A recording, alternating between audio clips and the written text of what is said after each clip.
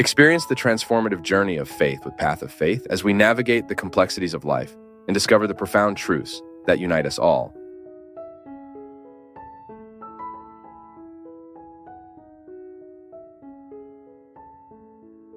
My people, today we have a gospel that it can be understood superficially, which is to summarize the salvation that Jesus comes to believe in him. It could very well say that, I believe in Jesus, and I am already saved, since faith saves us, since belief in God is a guarantee of salvation. And we could make here a speech that did not imply so much, that it did not descend so much the staircases of the concept of belief. And we would be calm believing that believing in God is enough. But then we need to understand that believing is a dynamic verb that requires us commitment. Because I may well summarize faith in God in just having a theoretical formulation. I have a theory, and I guide this theory, and this theory is all that I believe to be important, to be true, and each one finds a way of believing in God. And we who are Christians are facing a text that tells us that believing in God is important. It is fundamental for us to be saved. And the concept of salvation is also very wide, because we cannot only think of salvation as a reality that will be delivered to us after death. No. Every Christian needs to live in constant state of salvation. And how does God save us? Believing in him, having in it the reference that guides us to find the way we want to follow. That is why the concept of belief, it is dynamic, it is existential, it mixes in life, because believing does not only mean professing, theoretically, a faith. Believing is you embodying what you believe.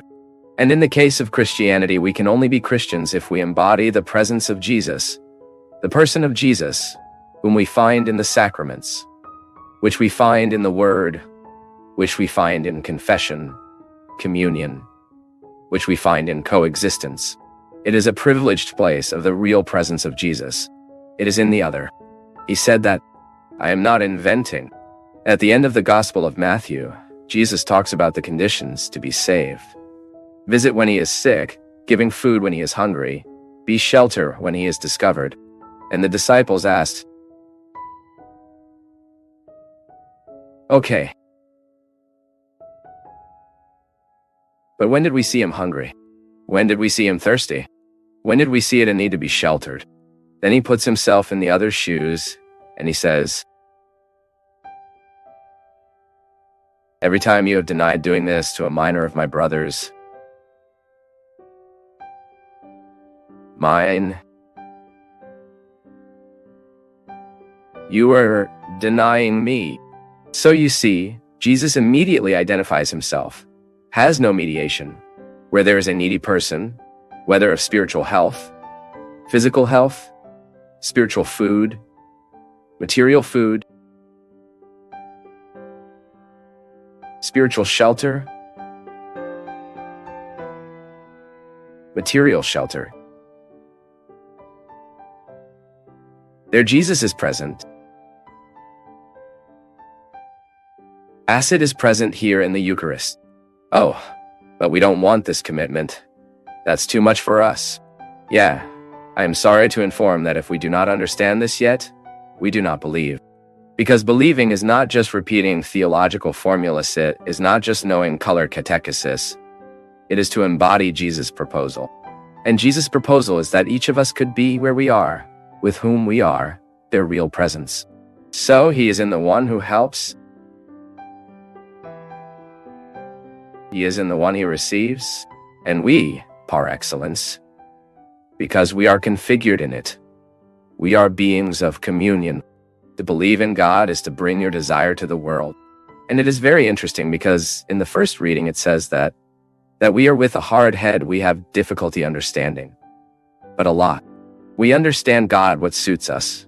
We are often adapted to a chewed Christianity, easy to swallow, often vain glamorized. How many times do we perceive ourselves within a Christian Christianity of spiritual vanity? Are we better than others? We are saved and others do not? How many times do you find a believer, I am not saying evangelical, that when I grew up, where I grew up, every time I spoke believer, It was the evangelical people. No, believer is everyone who believes. So when you find a vain believer who feels better than others, who feels more special than others, for God lost everything from Christianity. It has been lost from Christianity for a long time, and the belief is not moving the heart where it needs to be moved. No, we cannot simplify Christianity and turn it into a theory that does not transform our lives. You need to transform our life. You need to transform our heart. The experience we make of Jesus, it will unfold in attitudes later. What's the point of coming here to commune? Participate beautifully, sing, hear the sermon. If I'm not a being of communion, what's the use of participating in the Eucharist? I have my sacraments up to date if I don't get the wave of hatred in the day. I'm being inconsistent. Every time I assume it is an instrument of hatred, and this is how the devil gains his place in the world. Who legitimizes the devil in the world is us. Because we all have the portions of kindness. No one is totally bad and no one is totally good. Now everything is creating, recreating, and multiplying. When I choose to be a person who legitimizes the presence of hatred in the world, of course, I am ceasing to legitimize the presence of good. There is no way I do both. At some point in your life, have you been able to be a good and bad person at the same time? At the same time, no. Sometimes you may have had the opportunity to, in fractions of a second, move from evil to kindness, or the opposite as well. Of kindness you pass, in a fraction of a second, evil. Why? Because everything in life is a choice. Until when we don't chose, it's a choice. Unfortunately, when I'm not choosing, someone is choosing for me. When I think I'm in the imperative of my will, someone is taking care of her. And that is precisely what has happened. The episode that is so recent by Vinny Jr. suffering that horrible attitude in a stadium full of people who left home to have fun. Those people left home because they wanted to see football. There are people who have no better distraction than football. And suddenly who started?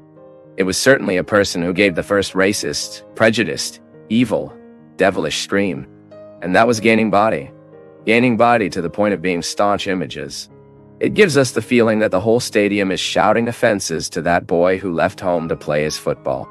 It is an easy example to understand how the devil gains the power to act in the world.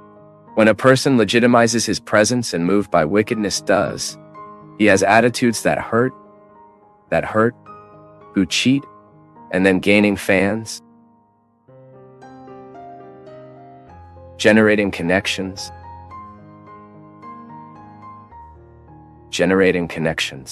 And suddenly, that's why the crowd is so dangerous, because a crowd can easily become an instrument of hatred.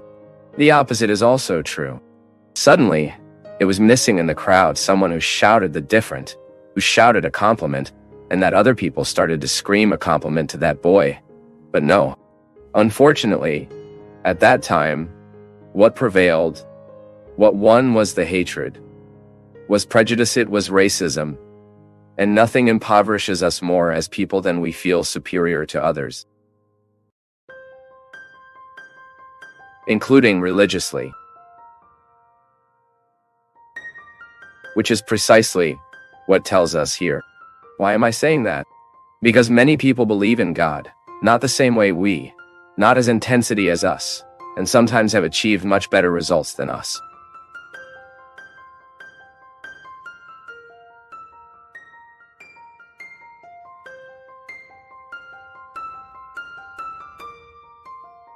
Thank you for joining us on this enlightening journey at Path of Faith.